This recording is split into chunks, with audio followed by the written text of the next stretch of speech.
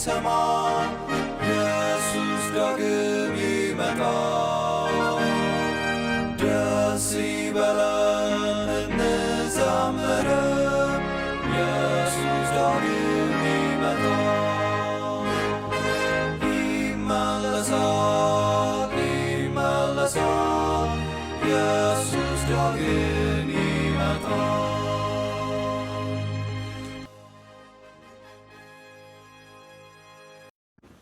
እንግዲህ የእግዚአብሔር ቃል በኤፌሶን ምዕራፍ 6 ከቁጥር 10 ጀምሮ እስከ ቁጥር 18 ያለውን በማንበብ እንጀምራለን። ሐዋርያው ጳውሎስ ለኤፌሶን ሰዎች የላከውን መልእክት በሚያጠቃልልበት ጊዜ እንዲህ ይላቸዋል። በተረፈ በጌታና ብርቱ በሆነው ኃይሉ ጠንክሩ፣ የዲያብሎስን የተንኮል ሥራ መቋቋም ትችሉ ዘንድ የእግዚአብሔርን ሙሉ የጦር ዕቃ ልበሱ። ምክንያቱም ተጋድሏችን ከሥጋና ከደም ጋር ሳይሆን ከዚህ ከጨለማ ዓለም ገዢዎች ከሥልጣናትና ከኃይላት እንዲሁም በሰማያዊ ስፍራ ካሉ ከርኩሳን መናፍስት ሰራዊት ጋር ነው። ክፉ ቀን ሲመጣ መቋቋም ትችሉ ዘንድ የእግዚአብሔርን ሙሉ የጦር ዕቃ ልበሱ። ሁሉን ከፈጸማችሁ በኋላ ጸንታችሁ መቆም ትችላላችሁና። እንግዲህ ወገባችሁን በእውነት ዝናር ታጥቃችሁ የጽድቅንም ጥሩር ለብሳችሁ በሰላም ወንጌል ዝግጁነት እግሮቻችሁን ተጫምታችሁ ቁሙ። ከእነዚህም ሁሉ ጋር የሚንበለበሉትን የክፉውን ፍላጻዎች ሁሉ ልታጠፉ የምትችሉበትን የእምነት ጋሻ አንሱ። የመዳንን ራስ ቁር አድርጉ። የመንፈስንም ሰይፍ ያዙ፣ እርሱም የእግዚአብሔር ቃል ነው። በሁሉ አይነት ጸሎትና ልመና በማንኛውም ሁኔታ በመንፈስ ጸልዩ ይላል። እንግዲህ ይህንን የእግዚአብሔር ቃል ነው በተለየ መንገድ በዚህ ቆይታችን በጸሎት መንፈስ ሆነን እያሰላሰልን ያለ ነው። እንደዚሁም እግዚአብሔር በዚህ ውስጥ የሚሰጠንን የጸሎት ርዕሶች ይዘን በፊቱ እየቀረብን እሱም እንዲረዳን በቃሉ የነገረንን ነገር እንድንለማመድ አቅም እንዲሰጠን የጸሎት ርዕስ አድርገን እየወሰድን እንገኛለን። በመግቢያው ጥናታችን ትላንትና በነበረን ጊዜ በቅድሚያ እዚህ ጋር የተቀመጠውን ዋና ሐሳብ ተመልክተናል። ይሄውም ጦርነት ላይ እንዳለን እዚህ ቦታ ሐዋርያው ጳውሎስ ለአማኞች የሚላቸው ነገር ቢኖር ተጋድሎ ላይ እንዳሉ፣ ጦርነት ላይ እንዳሉ ይህንን እንዲያስተውሉ በጥብቅ ያሳስባቸዋል። በመቀጠል ደግሞ ይህ ተጋድሏቸው ከማን ጋር እንደሆነ ለይተው እንዲያውቁ፣ ጠላታቸው ማን እንደሆነ፣ ውጊያቸው ከሥጋና ከደም ጋር አይደለም። ተጋድሏችን ከሥጋና ከደም ጋር ሳይሆን ከዚህ ዓለም ገዢ ከጨለማ ስልጣናት ኃይላት ጋር እንደሆነ እንዲያስተውሉ ግድ ይላቸዋል። በመቀጠልም ደግሞ መሳሪያችንም ደግሞ የተለየ መሳሪያ እንደሆነ፣ ጠላታችን የተለየ ነው። ከሥጋና ከደም ጋር አይደለም እንዋጋው። መሳሪያችንም ደግሞ እንደዚህ ዓለም መሳሪያ ያሉ ሥጋና ደምን የሚያጠፉ አይነት መሳሪያዎች አይደሉም። ነገር ግን ከመንፈሳዊ ኃይላት ጋር እንድንዋጋ አቅም የሚሰጡን የሚያስችሉን መንፈሳዊ መሳሪያዎች ናቸው እና እነዚህን የጦር ዕቃዎች ወደ ጦር ሜዳ የሚሄድ ሰው የጦር ዕቃ ሊኖረው ይገባልና የእግዚአብሔርን ሙሉ የጦር ዕቃ ልበሱ በማለት ይናገራል። ከዛም ደግሞ ይዘረዝራቸዋል። እነዚህ የጦር ዕቃዎች ምን እንደሆኑ ሲዘረዝራቸው እናያለን። የመጀመሪያውን ትላንትና አይተናል። ዝርዝሩን ሲጀምር ወገባችሁን በእውነት ቀበቶ ታጥቃችሁ ይላል። በእውነት ዝናር ታጥቃችሁ። ይህንን እውነት ትላንትና አጥንተናል። የእውነትን ቃል ሕይወታችን በዚያ የተመራ እንዲሆን፣ በእውነት መንፈስ የተመራን እንድንሆን፣ እውነት በሆነው በክርስቶስ ኢየሱስ ሕይወታችን የተሞላ እንዲሆን ይህ እንደሆነ የእውነት ቀበቶን መታጠቅ በቀደመው ጥናታችን ተመልክተናል። ሲቀጥል ደግሞ ምን ይላል? አሁን ለጸሎት የምናሰላስልበት ክፍል ወገባችሁን በእውነት ዝናር ታጥቃችሁ ካለ በኋላ የጽድቅንም ጥሩር ለብሳችሁ ይላል። እንግዲህ ሐዋርያው ጳውሎስ ይህንን በሚገልጥበት ጊዜ በዚያን ጊዜ በመንገድ ላይ በሁሉም ቦታ ያሉትን የሮማውያን ወታደሮች የሚለብሱትን የጦር ልብስ አድማጮቹ በምናባቸው እንደሚስሉት በማሰብ ነው። እናም አንድ ወታደር የጦር ልብሱን በሚለብስበት ጊዜ መጀመሪያ መልበስ የሚጀምረው ከቀበቶ ነው። ቀበቶውን ይታጠቃል። ያ ቀበቶ እውነት እንደሆነ ጳውሎስ አስቀምጧል። ቀበቶውን ከታጠቀ በኋላ ደግሞ በቀበቶ ላይ የሚያስረው ጥሩር ወይም ደግሞ ይሄ ደረትን፣ ጀርባን መሸፈኛ ብረት አለ። ያንም ብረት ደግሞ ከቀበቶ ጋር ያስረዋል። በላይ ይታጠቀውና ከዛ ይለብሰውና ከቀበቶ ጋር ደግሞ ያስረዋል። በዛ መልኩ ነው ከቀበቶ ቀጥሎ ጥሩር ወይም ደግሞ ይሄ ደረትን፣ ጀርባን መሸፈኛው ብረት ቀጥሎ የቀረበልን እና ሐዋርያው ጳውሎስ ይህንን በምን ይመስለዋል? የእውነት ቀበቶ ካለ በኋላ የጽድቅንም ጥሩር ለብሳችሁ ይለናል። እንግዲህ ይሄ ጥሩር ወይም ደግሞ የደረትና የጀርባ መሸፈኛ የሆነው ብረት በምንድን ነው የተመሰለው ካለን እዚህ ላይ በጽድቅ ተመስሎ እናገኘዋለን። በጽድቅ ተመስሎ እናገኘዋለን። ምንድን ነው ይሄ ጽድቅ?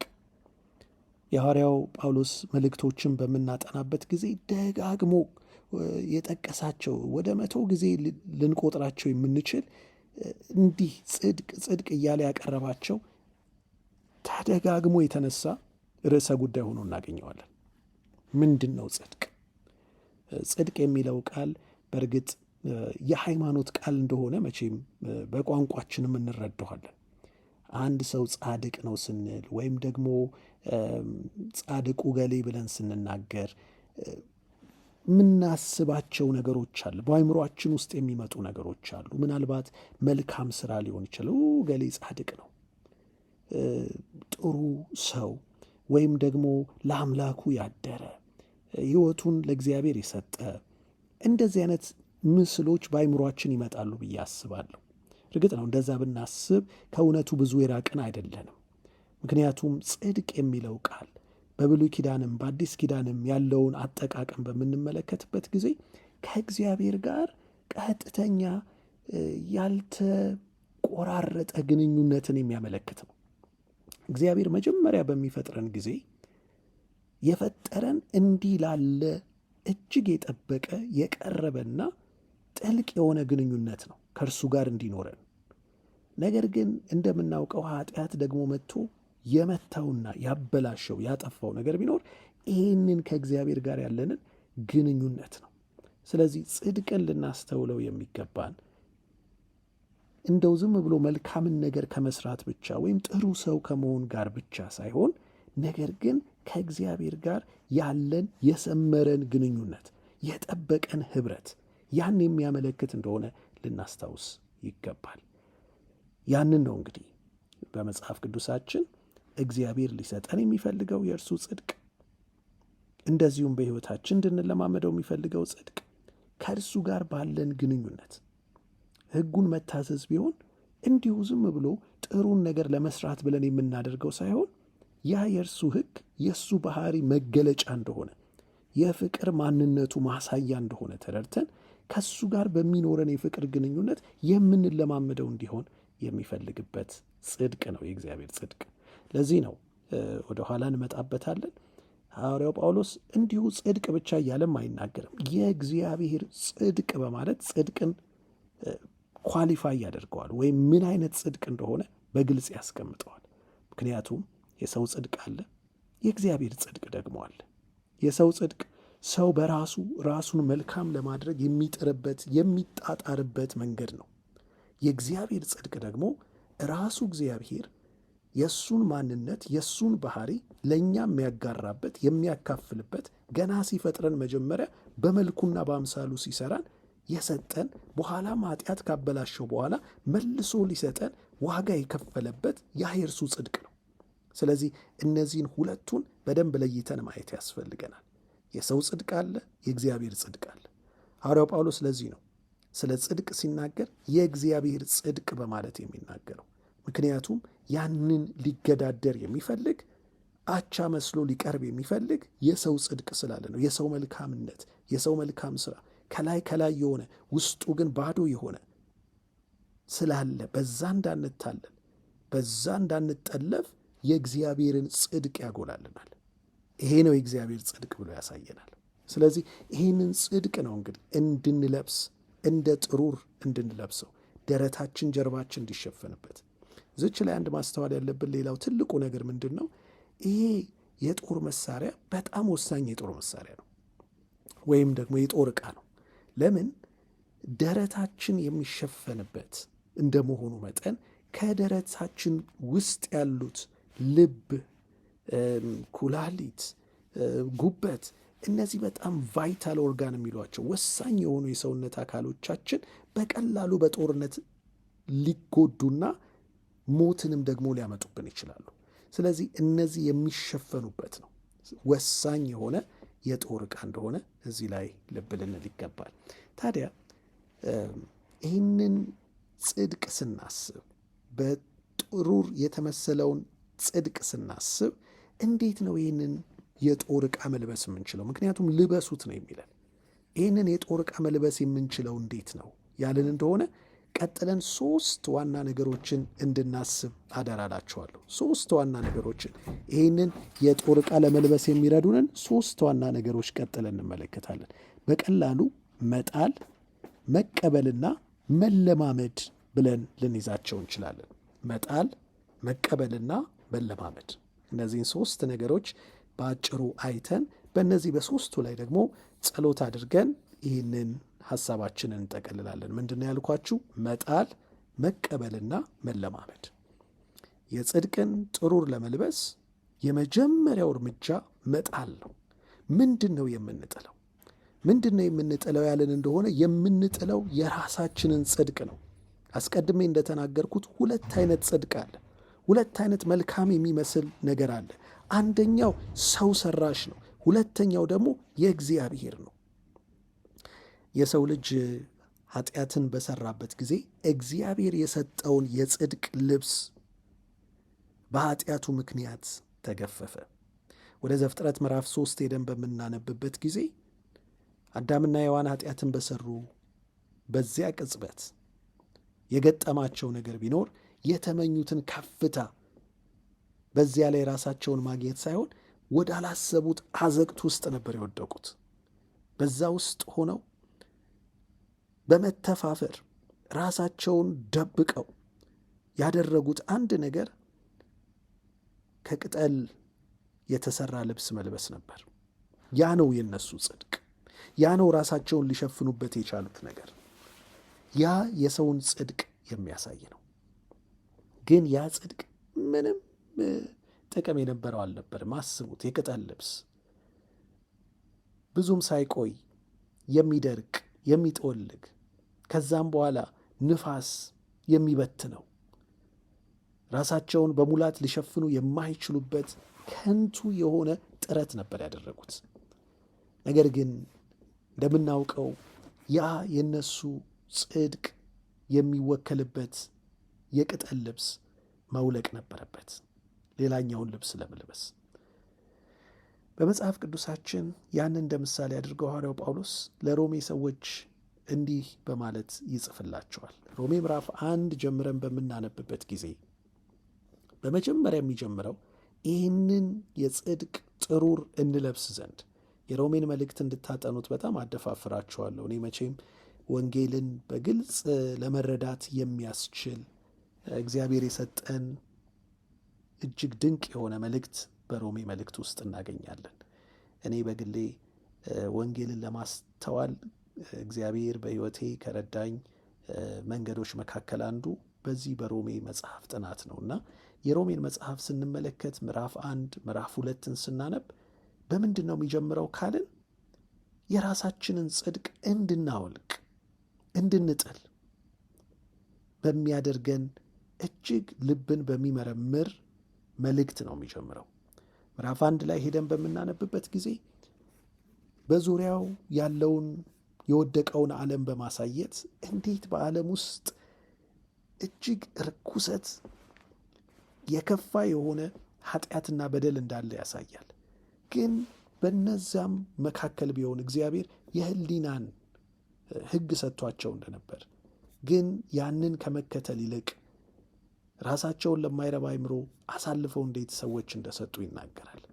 በመቀጠል ደግሞ ምዕራፍ 2ን ሄደን በምናነብበት ጊዜ ምናልባት ይህንን ሲናገር በሃይማኖት ጎራ ያሉት ሰዎች አዎ እኛማ የተሻልነን፣ እንደነሱ አይደለንም፣ እንደ ጠጪዎቹ፣ እንደ ሰካራሞቹ፣ እንደነዛ መንዝሮቹ፣ እንደ ግብረ ሰዶማውያኑ እንደነሱም አይደለንም፣ እኛ ጣዖት አምላኪዎች አይደለንም በሚል የተሳሳተ ዋስትና ራሳቸውን አታለው ለነበሩት ደግሞ ምን ይላቸዋል?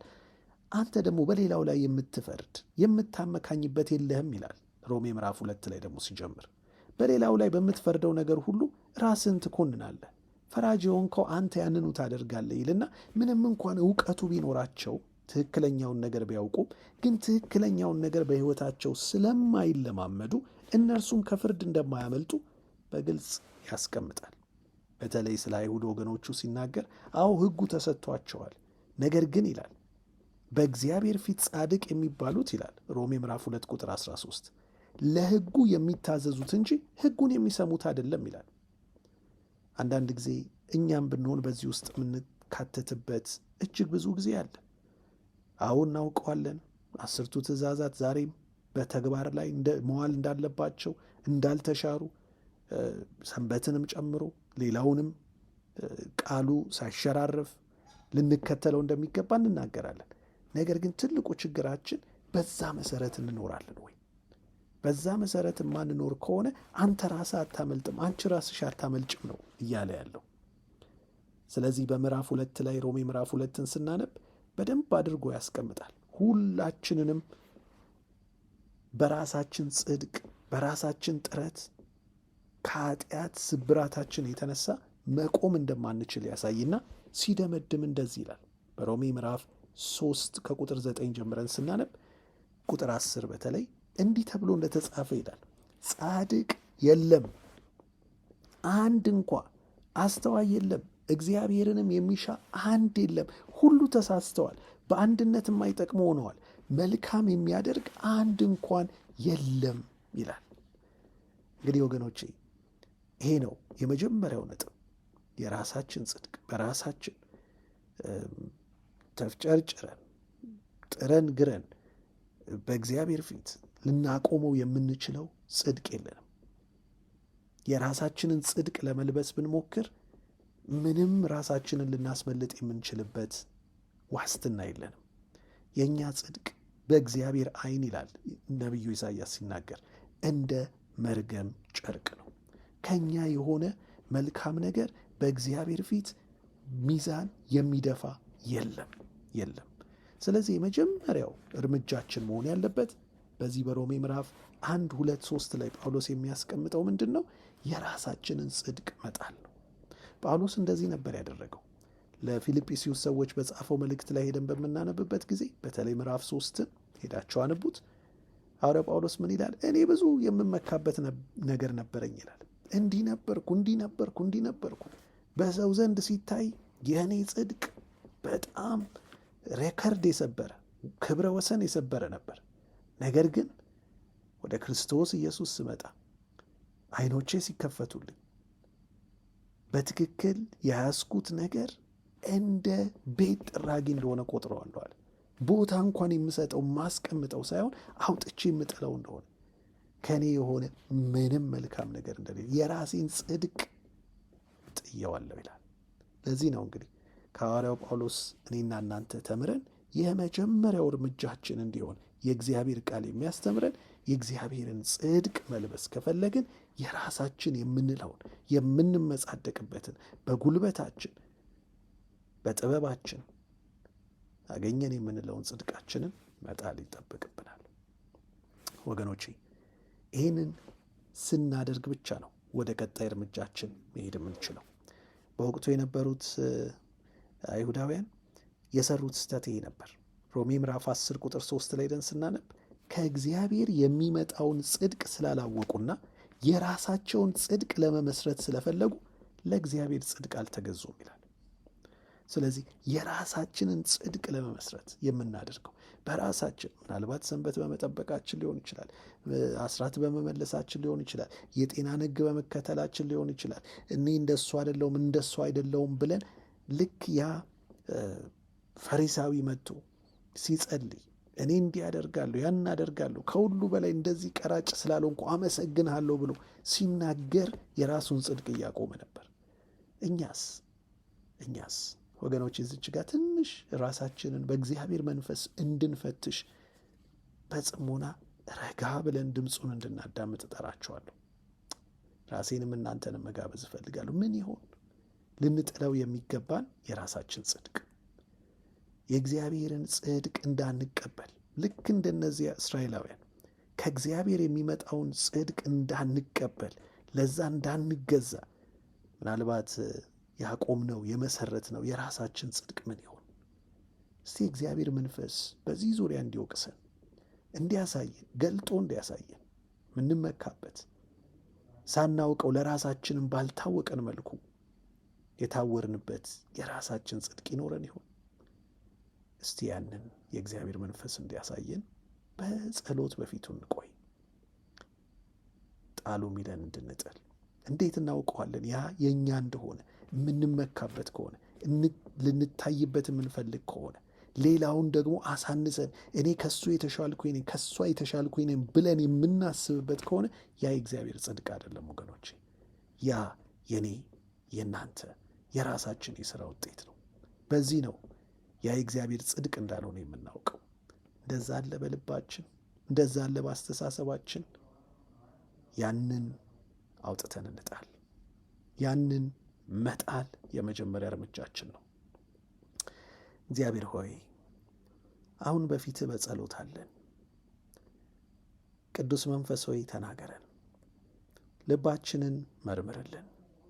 እኛም ራሳችን ሳናውቀው በትክክለኛው መንገድ የሄድን እየመሰለን ግን ያንተን ጽድቅ የሚጋፋ የራሳችንን ጽድቅ እያቆምን ቢሆን የምንመጻደቅበት፣ የምንኩራራበት፣ ሌላውን አሳንሰን የምናይበት ይገባኛል ብለን በፊትህ ሳናውቀው እንደዚያ እንድንቀርብ የሚያደርገን ካለ ጌታ ሆይ ሐዋርያው ጳውሎስ አውጥቼ ጣልኩት እንዳለ እንደ ጉድፍ ቆጥረዋለሁ እንዳለ እኛም በፊቴ መርገም ጨርቅ የሆነውን ጽድቃችንን ሁሉ አውጥተን እንድንጥል እርዳን።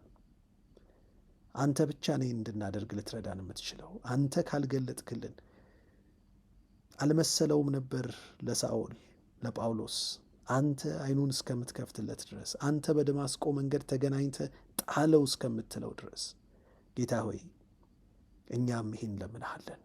እንደ ሳኦል አይነት ልምምድ ስጠን። እንደ ጳውሎስ ተገናኘን ጌታ ሆይ። በራሳችን ጽድቅ ራሳችንን እያጠፋን ቢሆን ዓይናችንን ክፈትልን። ይህን አጥፊ የሆነውን ጥለን ሕይወት የሚሰጠውን ያንተን መቀበል እንድንችል እርዳን። እናመሰግንሃለን ስለሰማህን። አሜን። እንግዲህ ወገኖቼ ይህ መጀመሪያው ነው፣ የራሳችንን ጽድቅ መጣል። ሮሜ ምዕራፍ 1፣ ሮሜ ምዕራፍ 2፣ ሮሜ ምዕራፍ 3ን ስናነብ እናገኛለን።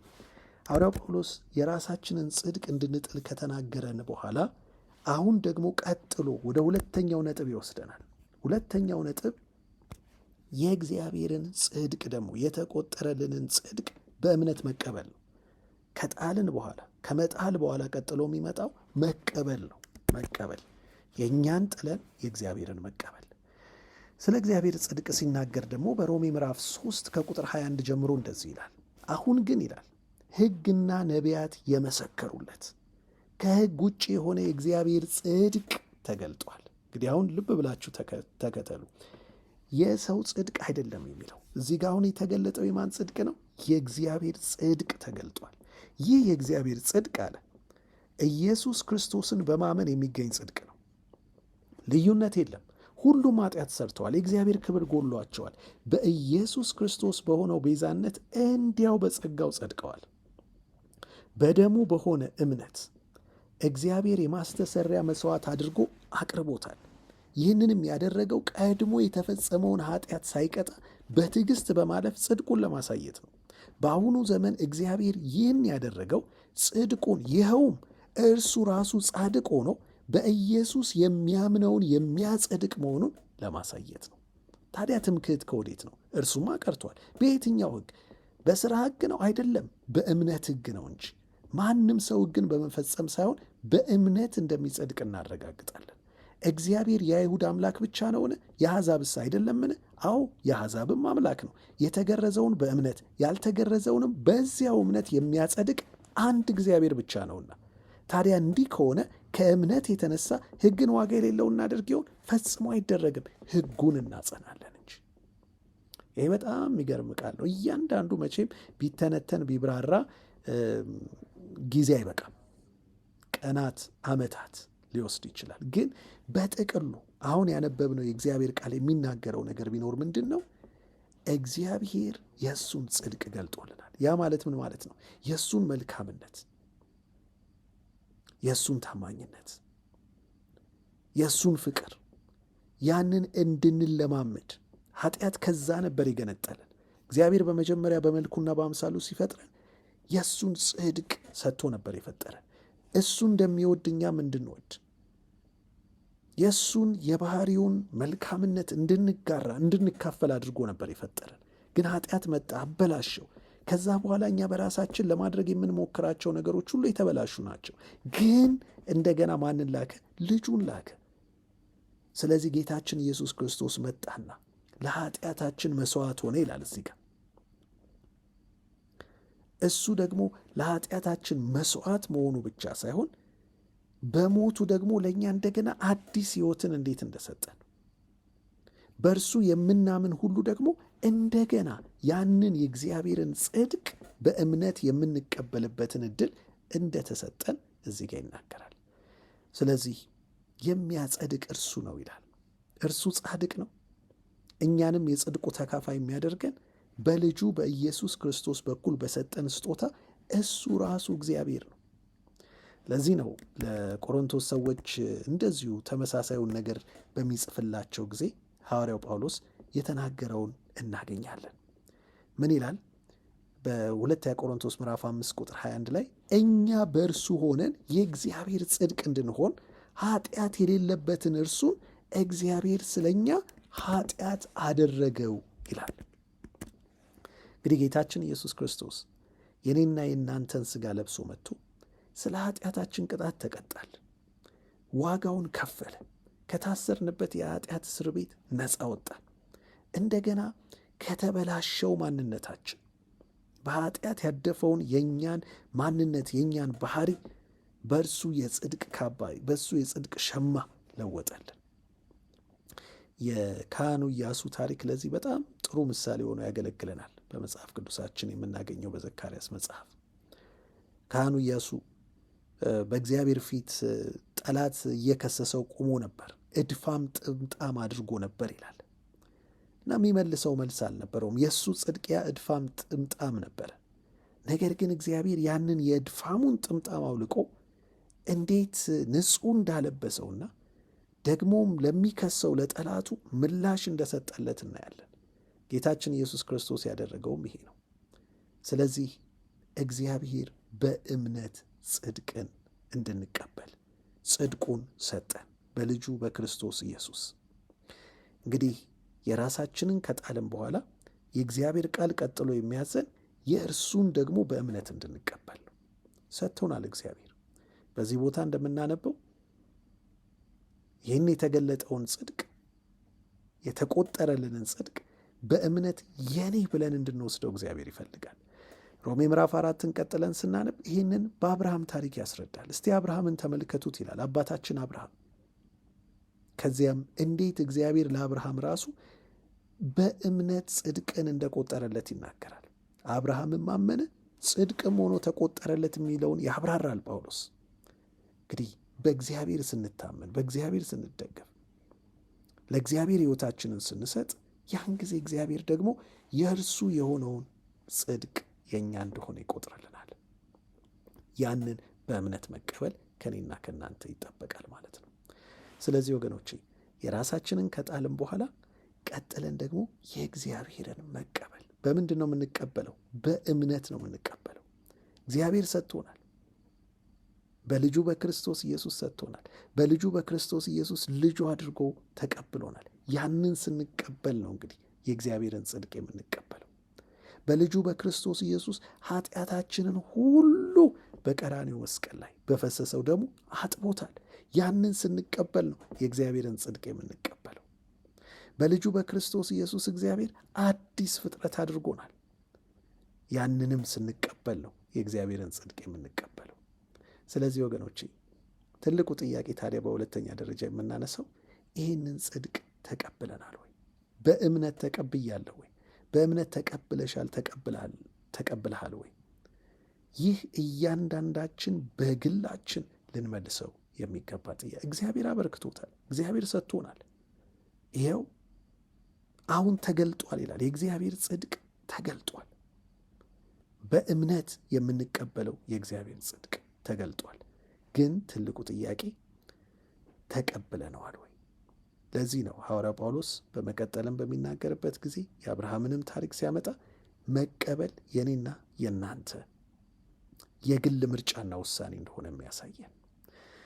ወገኖቼ እንግዲያውስ እግዚአብሔር ይህንን የእሱን ጸጋ የእሱን ጽድቅ እንድንቀበል እንዲረዳን ደግሞ እንጸልይ። እግዚአብሔር ሆይ በልጅ በክርስቶስ ኢየሱስ ስለገለጥክልን ስለሚያስደንቀው ያንተ ጽድቅ እናመሰግንሃለን። እኛ በእርሱ ያንተ ጽድቅ እንድንሆን አስቀድመ ያዘጋጀውን ለእኛ ያንተን ጽድቅ የመጋራት የመካፈል ሕይወት በኃጢአት ምክንያት ብናጣውም መልሰ ደግሞ በልጅ በክርስቶስ ኢየሱስ ይህንን ክብር ስለመለስክልን እናመሰግንሃለን። ዛሬ ግን በእምነት እንድንቀበለው፣ ሁልጊዜም በእምነት እንድንቀበለው፣ ይህንን የጽድቅ ጥሩር እንድንለብስ፣ ይህን የቆጠርክልንን ጽድቅ በክርስቶስ ኢየሱስ ያበረከትክልንን ጽድቅ ሁልጊዜ በሕይወታችን እንድንለብሰው፣ ከአንተ የተነሳ በአንተ ዓይን ሕይወታችንን ማየት እንድንችል፣ አንተ የመረጥከን ያጸደቅከን እንደሆንክ በማስተዋል በዛ መመላለስ እንድንችል አቤቱ በጸጋ እርዳን። እናመሰግንሃለን። አሜን። ወገኖቼ ሁለቱን አይተናል። የመጀመሪያው መጣል ነው፣ የራሳችንን ጽድቅ መጣል። ሁለተኛውን ደግሞ የእርሱን ጽድቅ በእምነት መቀበል ብለናል። የተቆጠረልን ጽድቅ አለ፣ የተበረከተልን ጽድቅ አለ። ያንን መቀበል ያስፈልገናል። ሐዋርያው ጳውሎስ በዚህ ላይ አያቆም። የሮሜን መልእክት ማጥናት ስንቀጥል ከምዕራፍ 6 ይጀምርና ደግሞ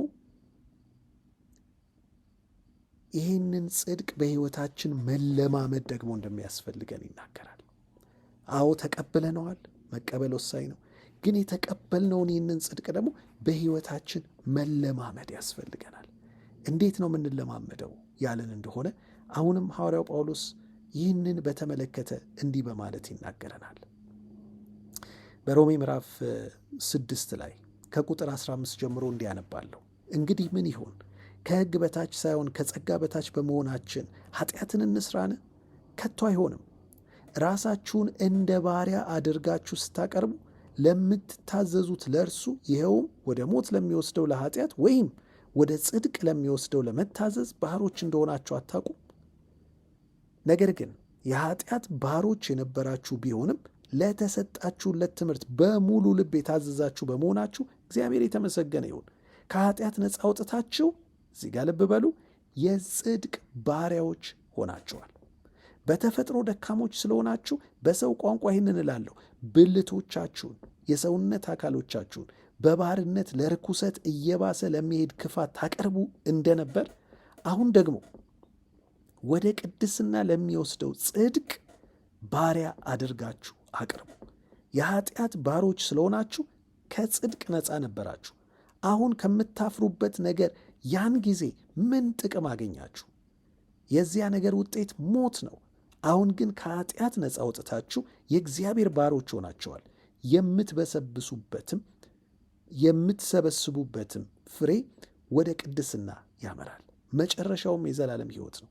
የኃጢአት ደሞዝ ሞት ነው፣ የእግዚአብሔር ስጦታ ግን በጌታችን በኢየሱስ ክርስቶስ የዘላለም ሕይወት ነው። በተለይ ሁለት ቃሎችን እዚህ ጋር በደንብ ልብ እንድንል ያስፈልጋል። ምን ይላል በሚናገርበት ጊዜ? ራሳችሁን ይላል እንደ ባሪያ አድርጋችሁ ስታቀርቡ ለምትታዘዙለት ለእርሱ ይኸውም ወደ ሞት ለሚወስደው ለኃጢአት ወይም ለጽድቅ ለሚያደርሰው ለመታዘዝ ባሮች እንደሆናችሁ አታውቁም ይልና ከዛ ምን አድርጋችሁ አቅርቡ ይላል? ሰውነታችሁን ወደ ቅድስና ለሚወስደው ጽድቅ ባሪያ አድርጋችሁ አቅርቡ። ራሳችሁን ለዚያ ስጡ። ይሄ ነው እንግዲህ ሶስተኛው መለማመድ፣ መስጠት፣ ለእግዚአብሔር ጽድቅ ራሳችንን መስጠት። ይህ እንዲሁ የተቆጠረልንን ብቻ ሳይሆን ደግሞ ያንን በክርስቶስ ኢየሱስ በእምነት የጨበጥነውን በዕለት ተዕለት ሕይወታችን እንድንለማመደው የሚጠራን ጥሪ ነው። ሐዋርያው ጳውሎስ የምንለማመደውን ጽድቅ በሙሉ መሰጠት መለማመድ እንደሚያስፈልገን፣ ለዚያ ራሳችሁን ስጡ ነው የሚለው። መሰጠትን ይጠይቃል። ራሳችሁን አቅርቡ። ወደ ቅድስና ለሚወስደው ጽድቅ ባሪያ አድርጋችሁ ራሳችሁን አቅርቡ፣ ራሳችሁን ስጡ ይለናል። እንግዲህ ወገኖቼ ይሄ በጣም ወሳኝ የሆነ እርምጃ ነው። አዎ የክርስቶስን ጽድቅ ለእኛ የተቆጠረልንን በእምነት ተቀብለናል። ግን ያ የተቀበልነው ደግሞ ዕለት ዕለት ራሳችንን ሕያውና ቅዱስ መሥዋዕት አድርገን ለእግዚአብሔር እያቀረብን አንተ በእኔ ውስጥ ጽድቅህን ፈጽም፣ አንተ በአንደበቴ፣ አንተ በጆሮዬ፣ አንተ በእጆቼ፣ አንተ በአእምሮዬ፣ አንተ በእግሮቼ ራሴን ብልቶቻችሁን ይላል ሰውነታችሁን እንዳለ አካል ክፍሎቻችሁን ማለት ነው የጽድቅ መሳሪያ አድርጋችሁ አቅርቡ። ለምን? ጽድቅን ተቀብላችኋላ። የእግዚአብሔርን ጽድቅ በእምነት ወስዳችኋላ። ያ ጽድቅ ደግሞ የእያንዳንዱን የሕይወት እንቅስቃሴያችሁን እርምጃ ሊመራ ይገባል ይለናል። ይሄ ጽድቅ አነጋገራችንን ሊለውጠው ይገባል።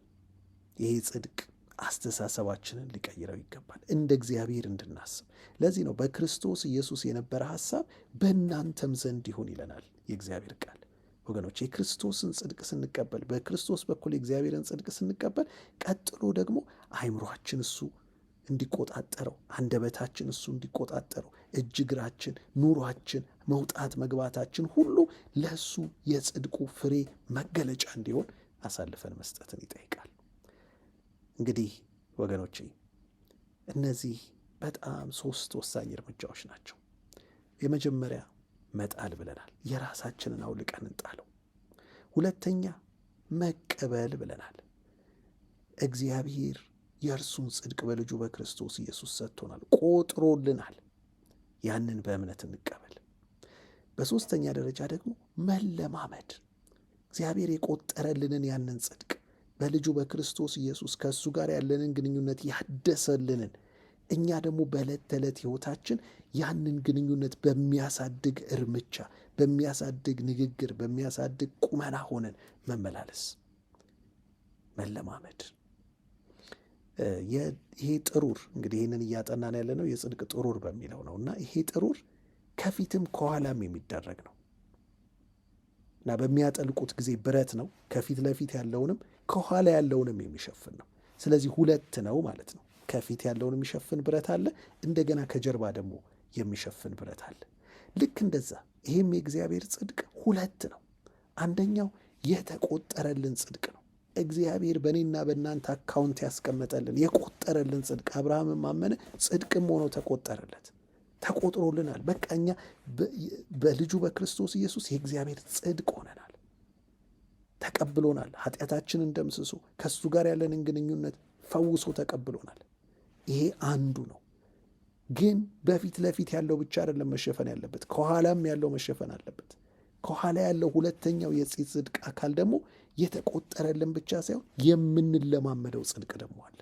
ከዛ የተነሳ በክርስቶስ ኢየሱስ በሰማያዊ ስፍራ ከመቀመጣችን የተነሳ ያ ጽድቅ ስለተሰጠን አሁን በምድር ደግሞ እኔና እናንተ ስንኖር ልክ በዚያ መሰረት አስተሳሰባችን፣ ንግግራችን፣ ድርጊታችን እየተቃኘ እንድንኖር ያ ደግሞ የምንለማመደው ጽድቅ ነው።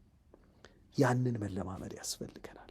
ስለዚህ ወገኖቼ የራሳችንን በመጣል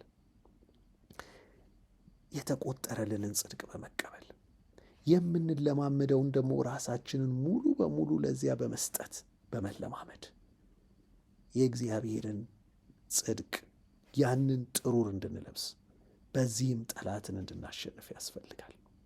ይህ እንድናደርግ እግዚአብሔር ያግዘን። እግዚአብሔር ሆይ እንግዲህ በፊትህ እንደገና እንቀርባለን። አዎ ጽድቃችንን እንድንጥል እርዳን አልነህ። የሰጠህንንም ደግሞ ጽድቅ እንድንቀበል እርዳን አልነህ። አሁን ደግሞ ያንተን ጽድቅ በመለማመድ እንድንኖር ቃልህ እንደሚያዘን ራሳችንን የዚህ ጽድቅህ መገለጫ መሳሪያ አድርገን በማቅረብ የጽድቅን ፍሬ እያፈራን መኖር እንድንችል፣ በዚህም በሙላት የጽድቅን ጥሩር ለብሰን ጠላታችንን ማሸነፍ እንድንችል በጸጋ እርዳን። ስም የተባረከ ይሁን። በጌታ በኢየሱስ ስም አሜን። አሜን። እግዚአብሔር ይባርካችሁ።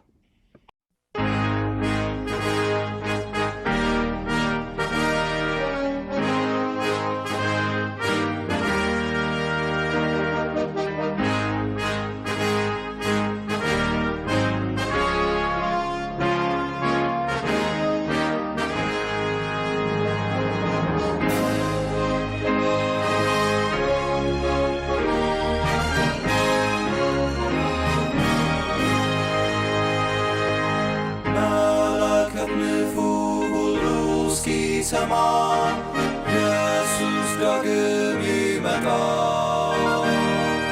ደስ ይበለን እንዘምር፣ ኢየሱስ ዳግም ይመጣል።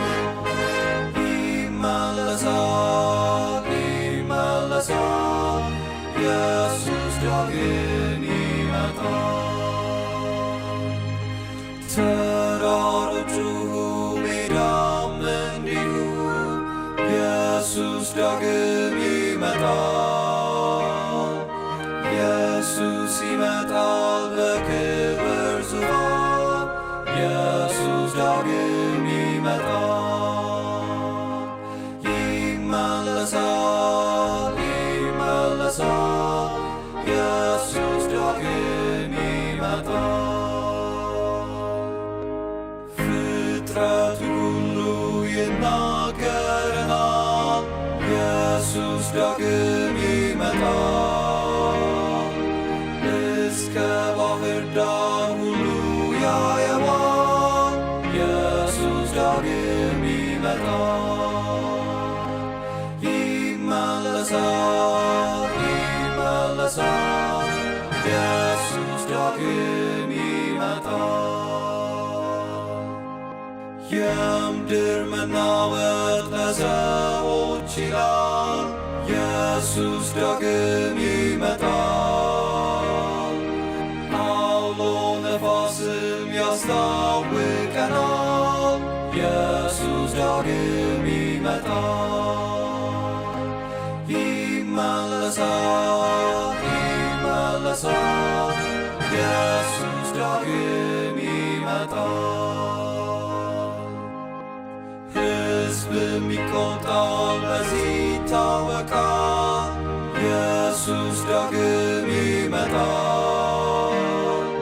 ሕዝብ ይራወጣል፣ እውቀት ይበዛል፣ ኢየሱስ ዳግም ይመጣል።